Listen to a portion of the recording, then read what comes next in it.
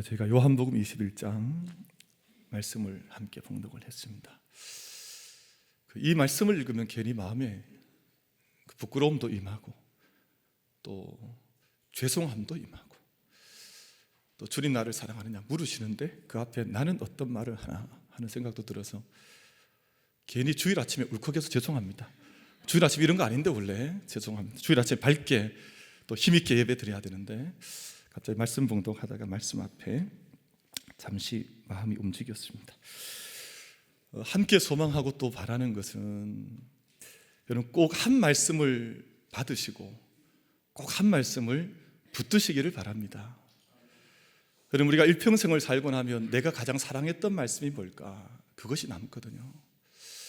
내게 주신 하나님 말씀을 꼭 한 말씀 받으셔서 일평생 내게 주신 말씀은 바로 이 말씀이라 그 말씀이 내 마음속에 그치지 않아서 늘 그 말씀 부여잡고 기도하시고 또 말씀 그 말씀 사랑하시고 또 그 말씀 앞에 우리 자신을 의탁하여서 그 말씀 한 말씀 주신 그 말씀으로 인해서 일평생 믿음의 삶을 함께 복되게 경주해 나갈 수 있는 우리 모든 만민 가족들 다 되시기를 주님의 이름으로 축복합니다.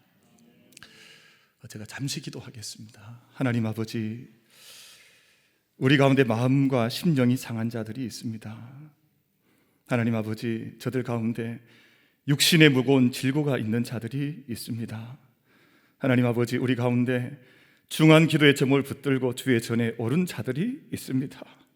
주님께서 친히 찾아오셔서 우리 모든 삶 가운데 내가 얻은 것이 없는 것 같고 내 손에 아무것도 들려지지 않은 것 같지만 주님 찾아오시고 말씀하시고 사랑하노라 하나님 우리 가운데 그 음성 들려주시고 새로운 사명 주실 때 우리가 그 사명과 인도하심 앞에 우리 삶을 온전히 의탁하여서 주님의 도우심과 붙들어 주심을 우리가 힘입고 오늘 또 예배하며 하나님 안에 거하며 주님의 인도하심을 따라 믿음의 걸음을 새롭게 걸어나갈 수 있는 우리 모두가 되게 하여 주시옵소서. 이 시간 주님 친히 오른손으로 저희를 붙잡아 주시고 우리의 심령을 주장하여 주시고 또 주님께서 고쳐주시고 말씀하여 주시고 품어주시고 생명싸게 안에 온전히 저희를 품어주셔서 우리의 삶 전체가 주님 안에서 온전히 회복되어지고 강건함을 덧입는 주님의 인치심과 그 말씀이 임하는 예배가 되게 하여 주시옵소서. 하나님께 모든 것 의탁드리옵고 우리 주님 예수 그리스도 이름 받들어 기도드리옵나이다.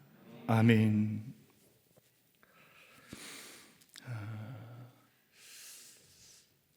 우리가 중요한 책을 읽어 나가거나 또는 그 공부를 하다 보면 내가 이것이 중요하다 혹은 이것이 정말 귀한 내용이다 하면 우리는 밑줄을 긋습니다. 저도 밑줄 긋는 거 참 좋아하거든요. 저는 책을 읽으면 제 책은 이렇게 좀 지저분하게 책을 읽는 편이에요. 밑줄 긋고 또 별표 치고 밑줄 쫙 긋고 뭐 이렇게 책을 읽어 나가는 편인데 밑줄을 긋는다. 이게 대단히 중요한 문제거든요. 기형도 시인이라고 하는 시인이 있는데 그분이 쓰신 시 가운데 우리 동네 목사님이라고 하는 시가 있습니다. 우리 동네 목사님. 근데 그 시에서 기형도 시인께서 시구 가운데 사람은 성경이 아니라 자기의 삶의 생활에 밑줄을 그어야 한다. 이런 이야기를 그 시 속에서 했어요. 근데 이 말은 성경이 중요하지 않다는 말씀이 아니라 내가 읽었던 성경의 모든 말씀이 내 삶으로 밑줄이 그어져야 한다는 그런 뜻이에요. 내 삶에서 밑줄이 그어지지 않으면 내가 읽은 수많은 성경의 말씀들이 내 삶으로 이어져 가지 않으면 내 삶에 밑줄이 그어지지 않는 것처럼 하는 삶을 살기에 우리가 믿음의 삶 가운데 성경에 밑줄 긋는 것 너무나 중요하고 본질적인 이야기지만 우리 삶을 통해서 생활을 통해서 밑줄을 그어 나가야 한다 하는 그런 쉽기가 그 시 속에 담겨져 있습니다. 오늘 성가대가 그런 찬양을 했던 것 같은데 복음과 예수님을 내가 알고 또 예수님을 믿고 예수님을 믿는 그것이 삶으로 전해져 복음을 전할 수 있다면 그보다 더 값진 삶을 없노라 하는 그런 찬양을 드리셨는데 바로 그 이야기가 될 것입니다. 말씀이 우리 삶이 되는 것입니다. 우리 모든 믿음의 내용이 우리 삶 가운데에서 관념이나 말에 그쳐져 있는 것이 아니라 우리의 몸으로 살아내는 것입니다.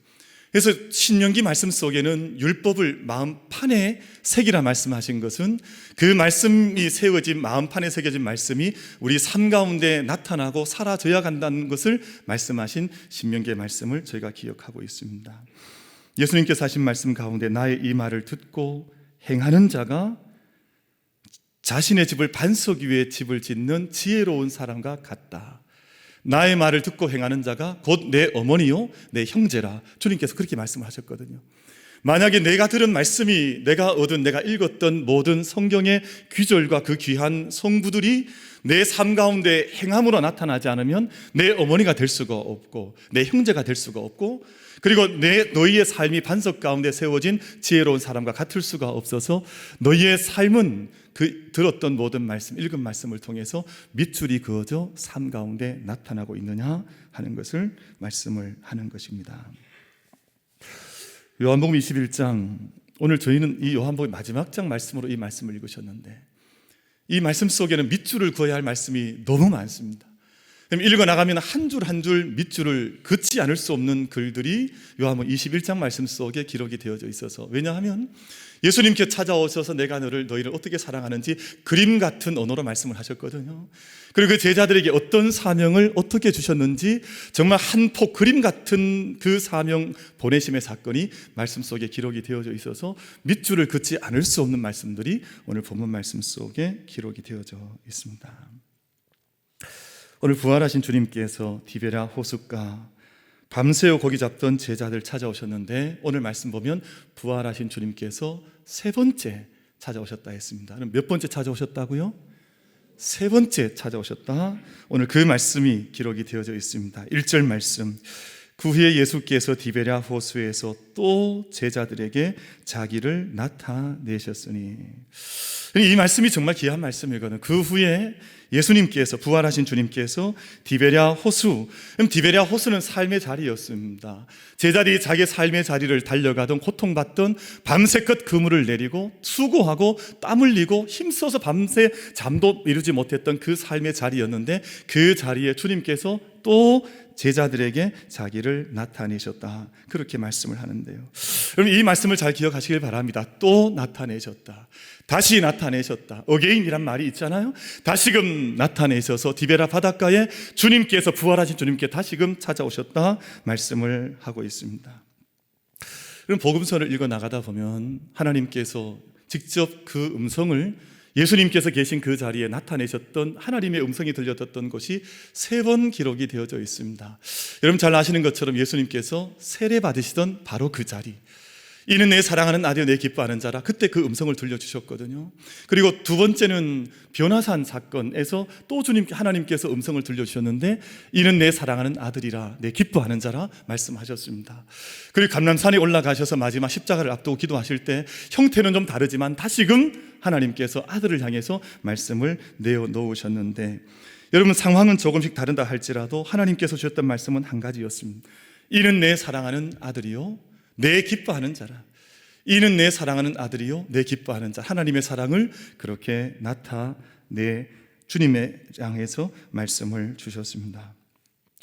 그럼 오늘 말씀으로 돌아가 보면 예수님께서 제자들에게 나타나셨던 것도 마찬가지 세 번째 나타나셨는데, 이 제자들과 제자들이 세우게 될 교회를 사랑하신다 하신 말씀을 각각 나타나실 때마다, 처음 나타나셨을 때에도, 두 번째 나타나셨을 때에도, 오늘 나타나셨을 때에도, 그럼 지난주에 그 첫 번째 말씀을 나눴었는데요, 예수님께 나타나셔서 너에게 평강이 있을지어다, 고난 가운데 있고 길을 알지 못하고 두려움 가운데 빠져 있고 우울증에 빠져 있고 정말 어떻게 삶을 살아가야 할지 알지 못하는, 한치 앞을 알지 못하는, 모든 문은 다 닫아버리고 길을 잃어버렸던 제자들에게 너에게 평강이 있을지어다 말씀하셨거든요.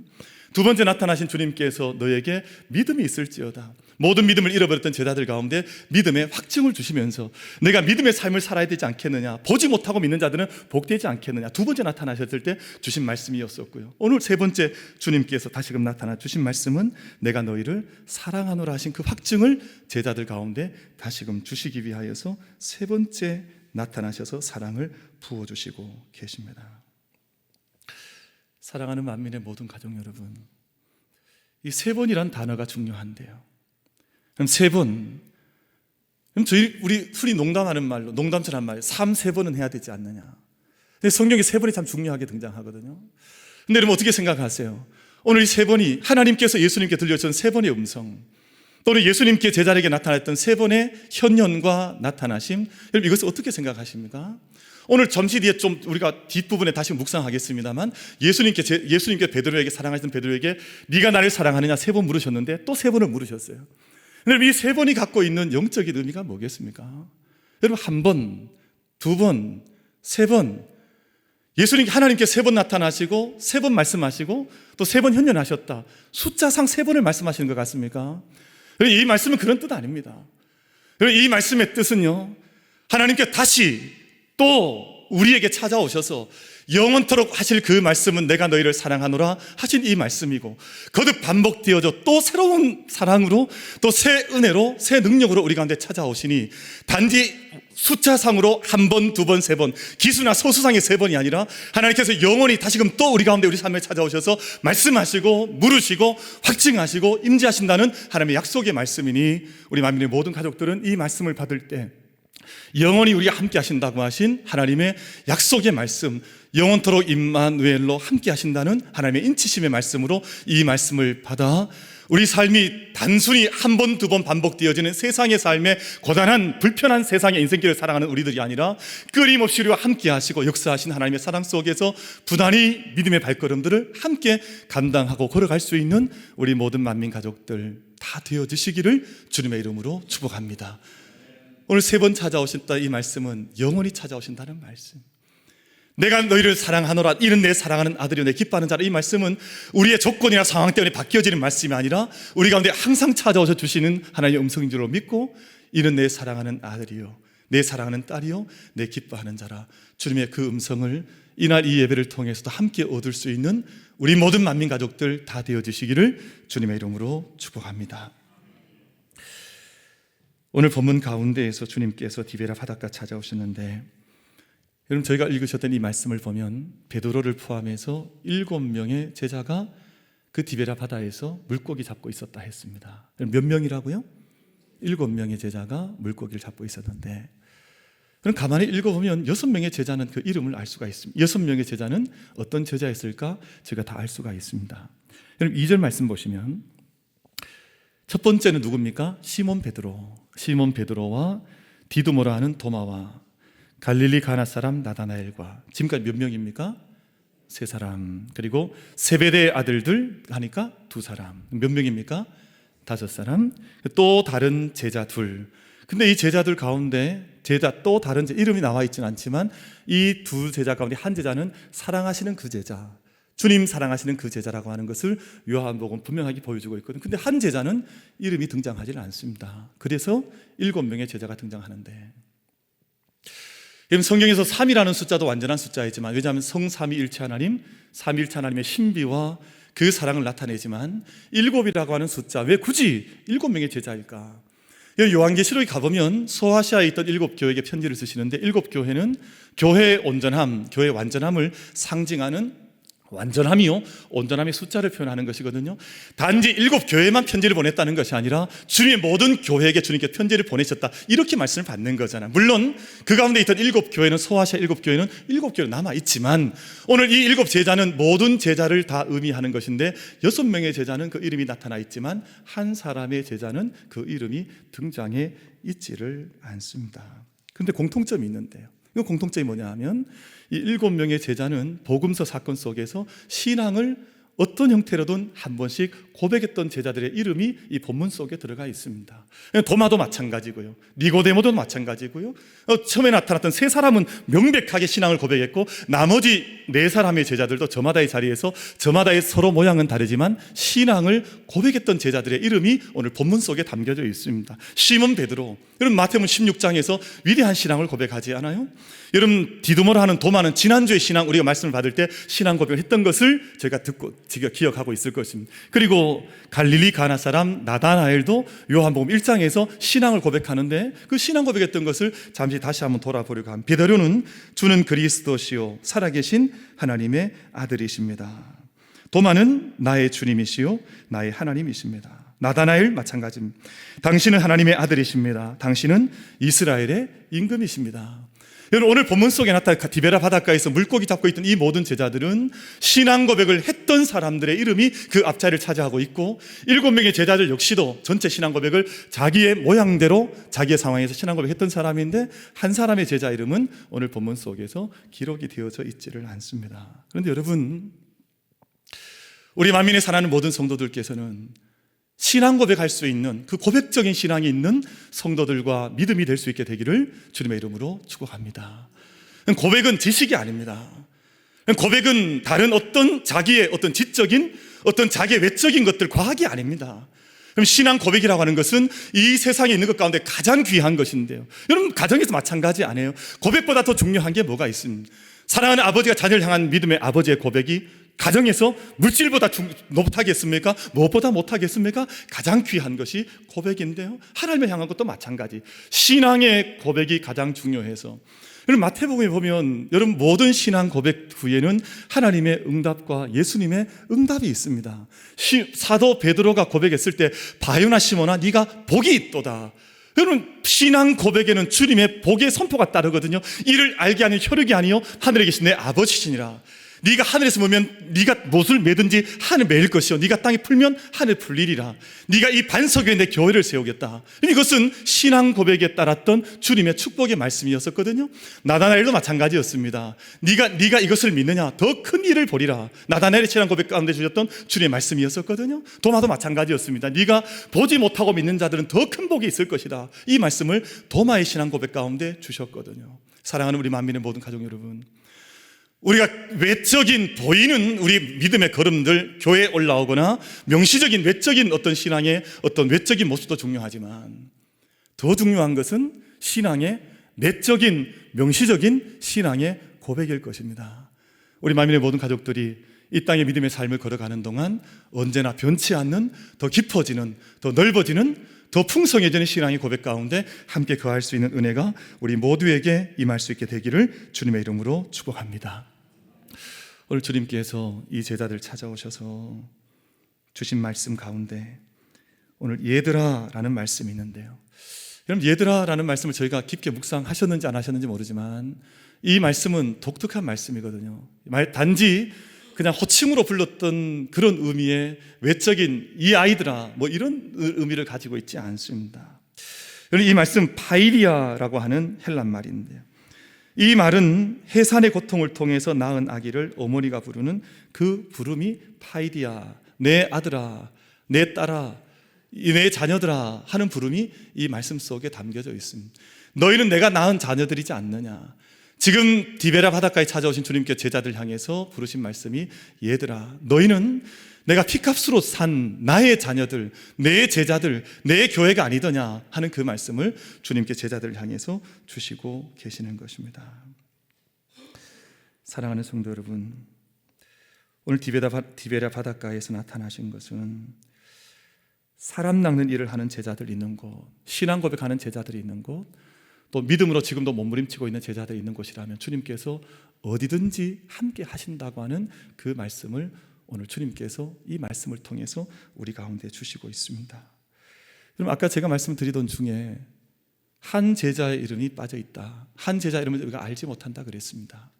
그럼 그것은 저희에게는 하나의 가능성으로 저는 열어두고 싶은데, 오늘 그 자리에 신앙 고백했던 6명의 제자의 그 곁에 우리 만민 공동체, 그리고 믿음의 모든 예배자 한 사람 한 사람이 주님, 저도 신앙을 고백합니다.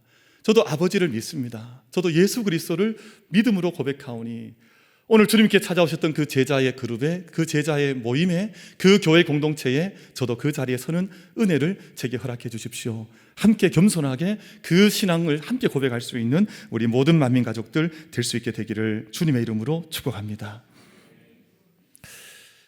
주님께서 오늘 제자들을 찾아오시고 만나셔서 사랑을 보여주시는데, 단지 사랑만 보여주신 것이 아니라 오늘 말씀을 보면 새로운 사명의 자리로 제자들을 이끌어 가십니다. 그 사명은 내 양을 치라, 내 양을 먹이라 하는 그 사명의 자리로 제자들을 불러 가셨습니다. 여러분, 가만히 이 말씀 보면 이 두 가지가 다르지 않습니다. 주님을 사랑하느냐, 네가 나를 사랑하느냐, 예, 사랑합니다. 그럼 내 양을 먹이라. 네가 나를 사랑하느냐? 예, 사랑합니다. 내 양을 치라. 가만히 보면 주님 사랑하는 것과 내 양을 치는 것은 다르지 않다는 것이에요. 물론 양이라고 하는 것을 우리가 한 사람 한 사람 사람으로 둘 수도 있고, 내 삶에 주신 어떤 위임의 삶의 몫으로 태워주신 어떤 삶의 자리일 수도 있고, 다양하게 양을 해석하고 우리가 묵상할 수 있겠습니다만, 주님 사랑하는 것과 내가 보냄받은 자리가 다르지 않다는 것입니다. 주님 사랑하는데 양을 치지 않습니다. 내 양을 먹이지 않습니다. 주님 사랑하지 않는 것이라는 것입니다. 내가 내 양을 열심히 치고 내 양을 먹이고 있습니다. 그런데 그것이 온전히 이루어진다면 내가 주님 사랑하는 것과 결이 다를 수가 없더라는 것입니다. 그러므로 주님을 사랑하는 것과 양을 먹이는 것은 같은 일이더라 하는 것입니다. 오늘 세 번의 질문과 세 번의 고백을 통해서 예수님께서 베드로의 이름을 회복시켜 주셨습니다. 여러분, 간절히 소망하고 바라고 축복하기는 우리의 모든 이름이 주님 앞에서 존귀한 이름으로 주님 앞에 결산될 수 있게 되기를 주님의 이름으로 축복합니다. 만약 예수님께서 세 번 베드로를 부르지 않으시고 세 번 이 질문을 하지 않으셨으면 베드로의 이름은 정말 그 이름은 부를 수 없는 이름, 어찌 보면 가룟 유다의 이름이나 베드로의 이름이나 별 다를 것이 없는 이름이 되었을지도 모를 그 이름인데, 주님께서 그 곁에 찾아오셔서 그 이름을 불러주시고 그 이름의 가치를, 그 이름의 의미를, 그 이름의 약속을 하나님께서, 주님께서 다시금 회복시켜 주신 사건이 바로 오늘 본문 말씀 속에 기록이 되어져 있습니다. 이름을 회복시켜 주시고 또 베드로에게 다시금 그 자리를 찾게 하시고 그에게 새로운 사명과 책임을 다시금 태워주시면서 그 자리를 불러주신 것이 오늘 본문 말씀 속에 기록이 되어져 있습니다. 그리고 주신 사명이 뭐냐 하면 내 양을 먹이라, 내 양을 치라. 좀 더 풀어보면 내 양을 먹이고 내 양을 돌보고 내 양을 지키고 내 양을 다스리라 하시는 것입니다. 네 가지인데요, 우리 한번 따라 하겠습니다. 먹이라, 돌보라, 지키라, 다스리라. 이 네 가지를 오늘 좀 꼭 외웠으면 좋겠습니다. 네 가지를 꼭 외우시는데, 먹이고 돌보고 지키고 다스리고, 앞자만 좀 따면 목돌지다 이렇게 좀, 돌이 이름이 있는데 저는 옛날에 외울 때 그렇게 외웠고 첫 자를 따서 외우는 습관이 있었는데, 돌이 있습니다. 근데 그 돌의 이름이 목돌이에요. 목돌. 네, 목돌을 지라는 것입니다. 목돌을 지라. 먹이고 돌보고 지키고 다스리라. 우리 따라하겠습니다. 목돌지다. 이 교회에게 주신 사명이에요. 먹이고 돌보고 지키고 다스려라. 그럼 이것도 가정에게 주신 사명도 이것이요, 또 우리 교회도 주신 사명도 이것이요, 모든 하나님의 사랑을 고백하는 사람들에게 주신 사명이 바로 이것입니다. 네 가지가 뭐라고요? 잘 배우셨네요, 다들. 가지. 먹돌지다. 돌을 하나 지는데 내가 오늘 먹돌을 지겠다 이렇게 한번 외워보자는 거예요. 내가 먹이고 돌보고 지키고 다스리라. 그럼 이 네 가지입니다. 그럼 올해 우리 교회가 좀 이제 지금 새로운 길을 걸어가고자 해서 교구와 구역에서 이름을 바꿨습니다. 터와 순으로 바꿨는데요, 교회를 좀 촘촘히 주님 앞에서 교회 공동체로 함께 세워가고자 하는 마음이 이 이름의 변화와 새로운 조직의 변화 속에 담겨져 있습니다. 근데 영적 리더들이 해야 될 일이 뭐냐 하면요, 단지 나랑 친했던 사람, 내가 잘 알고 있는 사람, 내가 그냥 만나면 늘 즐거운 사람을 만나서 그냥 새로운 터와 순을 섬기라는 뜻이 아니고, 오늘 주님께서 제자를 찾아가셨던 것처럼 그렇게 찾아가야 될 순원들을, 우리 모든 식구들 찾아가서 먹이고 돌보고 지키고 다스리는 그 일을 하도록 우리에게 새로운 사인을 두시고 새로운 길을 열어주셨거든요. 만약 그냥 내가 나와 친한 사람들과만, 만약 내가 그냥 만나면 늘 즐거운 사람인가만, 아무런 부담이 없는 사람과만 내가 만나서 내가 그냥 즐겁게 신앙생활 하겠습니다 하면 이 제자의 사명, 이 사랑의 사명을 우리 하지 못할지도 몰라요. 우리가 정말 내가 좀 부담스러운 분이 있습니다. 새로운 가족 내가 전혀 알지 못한, 제가 오늘 또 뵀더니요, 요즘 참 감사한 것은 이 코로나 어려움 중에도 새 가족들이 참 많이 올라오셨어요. 너무 감사한 일이거든요. 그리고 제가 뵀더니 지금 어떤 기도의 중한 제목이 있는 우리 식구들도 더러더 제 눈에 뵈거든요. 그러면 우리 이 터와 순의 지도자는 뭘 해야 되냐 하면, 제가 친했던 사람이나 내가 늘 만나면 아무 부담 없는 사람을 만나서 내가 그냥 그분과 교제하고 그냥 먹고 마시고 즐기겠다는 것이 아니라, 내게 보내주신 내 양을 먹이라 그래. 네 양을 찾는 것이 아니라 내 양을, 예수님의 내 양을 내가 보내줄 터인데, 그 양을 먹이고 돌보고 지키고 다스리는 그 일을 하는 것이 주님께서 우리 가운데 맡겨주신 사명이거든요. 저희가 오늘 좀 회개해야 될 것 한 가지가 있습니다. 제가 우리 목사님들과 함께 이제 터와 순 조직 새로 하자 그랬더니, 지금 이게 소원수리가 너무 많다, 소원수리가. 내가 이분은 우리 구역이 안 됩니다. 이분과는 내가 우리 구역장, 부구역장 같이 못 하겠습니다. 이 소원수리가 지금 몇 건 들어왔냐면 100건 100건. 이게 지금 남의 일이 아니에요, 여러분. 이게 남의 교회 이야기가 아닙니다. 제가 남의 이야기 같으면 제가 이렇게 흥분하지 않습니다. 근데 이게 지금 우리 만민교회에서 벌어지고 있는 일, 만민교회에서 벌어지고 있는. 우리 이름이 만민 이름 바꿔버릴까요? 아니, 이름이 만민교회인데 이렇게 속이 좁아서 어떻게 하시겠어요? 제가 지금 혼자 생각에는 다 치워버리고 내가 제비 뽑겠다. 내가 1교구 순장님 데려와다 놓고 우리 교구 저희 보면 그분이 경산에 사시든 그분이 선산에 사시든 어디 사시든 다 관계없다. 그냥 뽑히는 대로 섬겨서 그분을 먹이고 어떻게 하라고요? 돌보고 지키고 다스리라. 그렇게 할까 지금 마음속에 지금 오늘 밤에 한 번만 더 기도해보고 주님 응답 좀 그렇게 해버리려고요. 그러니까 하면 하시잖아요. 그렇게 해야 되지, 내가 그냥 내 친한 사람들만 만나 어떻게 하게. 이게 말이 되지 않는 것이거든요. 왜냐하면 주님의 양을 먹이라는, 주님의 양을 먹이고 주님의 양을 돌보고 주님의 양을 지키고 내가 이분을 지키는 사명이 그 순장에게 있는 것이지, 그럼 다른 사명이 있는 것이 아니거든요. 그럼 정말 우리 만민교회가 정말 주님의 주신 이 사명, 네가 나를 사랑하느냐? 예, 사랑합니다. 베드로가 얼마나 고통스럽게 이 대답을 했는데요. 그랬더니 주님 주신 사명이 큰 사명 주신 것 아니에요? 내가 그대로 내가 그 산을 내가 바뀌었노라. 그럼 내 양을 먹이라. 이 하나님의 말씀이 주님의 위임이 큰 위임인 줄 알고 우리 마음속에 고백하여서 아멘으로 화답하여서 이 사명 함께 감당해 나갈 수 있는 우리 모든 만민 가족들 다 되어주시기를 주님의 이름으로 축복합니다. 저희가 오늘 이 말씀 함께 나누면서 말씀 맺겠습니다.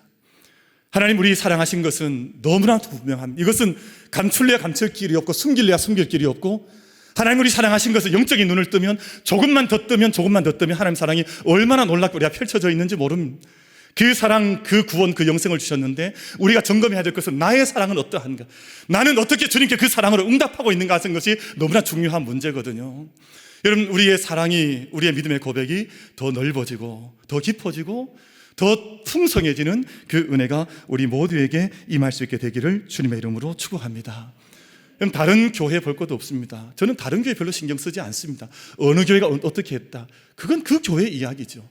또 저는 옆에 분이 어떻게 했다 별로 신경 쓰지 않습니다. 왜냐하면 하나님께 내게 주신 사명이 있거든요. 내게 주신 교회가 있고 내게 주신 가정이 있는 것이거든요. 그것을 하나님 앞에 어떻게 섬기느냐는 것이 내 양을 먹이라 하신 하나님 앞에 응답하는 길이 되는 것이거든요. 오늘 베드로가 하나님 말씀 듣고 나서 궁금한 것이 있었습니다. 옆에 왔더니 나는 이제 십자가를 지고 예수님 따라갈 텐데 곁에 있는 사랑하는 제자 요한은 어떻게 될 것인가 궁금했습니다. 주님, 나는 이 길 가겠습니다. 그러면 저 곁에 있는 요한은, 저 사랑하는 제자는 어떻게 될 것입니까? 예수님께서 신경 쓰지 말라 그랬습니다. 그 신경 쓰지 말아라. 너는 너의 길을 걸어가면 되는 것이지 남 신경 쓰지 말아라. 우리가 잘 알고 있는 우화 가운데 토끼와 거북이 이야기가 있잖아요. 여러분, 그 싸움에서, 그 경주에서 누가 이겼습니까? 토끼가 졌습니다. 그렇잖아요. 토끼가 졌습니다.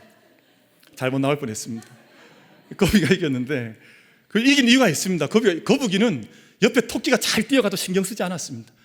그놈은 뛰어가든 달려가든 신경 쓰지 않았는데 이 잘 뛰는 토끼가 오히려 이 거북이를 신경 쓴 거예요. 저놈은 어떻게 할까?